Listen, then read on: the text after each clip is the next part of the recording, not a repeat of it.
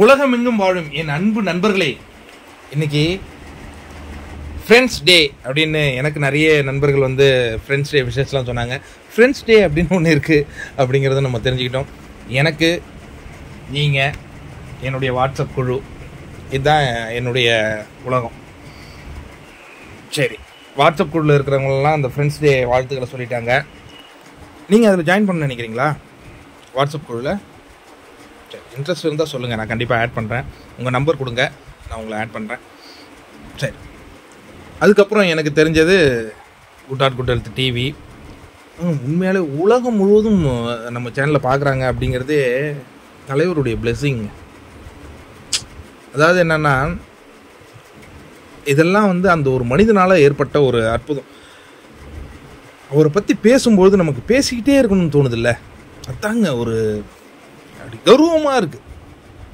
தலைவா என்னைக்குனாலும் கூடயே இருப்போம் அப்படின்ட்டு. நீங்கள் யோசிச்சு பாருங்கள், அவர் அரசியலுக்கு வராரு அப்படிங்கும்போது எவ்வளவு சேனலுங்க தலைவருக்காக உருவாக்கப்பட்டுச்சு. இது இப்போ எவ்வளோ பேர் இருக்காங்கன்னு எனக்கு தெரில. அன்னையிலேருந்து இன்னை வரையும் good are good health TV கூடயே இருக்கலாங்க. இப்போ என்னென்னா, தலைவர் வந்து அவரை பற்றி பேசணும்னா பேசிக்கிட்டே இருக்கலாம். இந்த மாதிரியான ஒரு மனிதர். ரொம்ப சந்தோஷம் தலைவா. சரி, இப்போ ஹாப்பியான நியூஸ் சொல்லிடுவோம். கேரளாவில் அட்வான்ஸ் புக்கிங் ஓப்பன் பண்ணுற டேட்டை அனௌன்ஸ் பண்ணிட்டாங்க. 8/8/2025, அதாவது அடுத்த வெள்ளிக்கிழமை அவங்க 10 மணிக்கு ஓப்பன் பண்ண போகிறேன் அப்படின்னு அறிவிச்சிட்டாங்கங்க. இப்போ கேரளாலாம் அறிவிச்சிட்டாங்கப்பா, தமிழ்நாட்டில் எப்போ அறிவிப்பீங்க அப்படின்னு நம்ம ஈகராக வெயிட் பண்ணிகிட்ருக்கோம். சூப்பரான ஒரு எக்ஸ்பீரியன்ஸில்.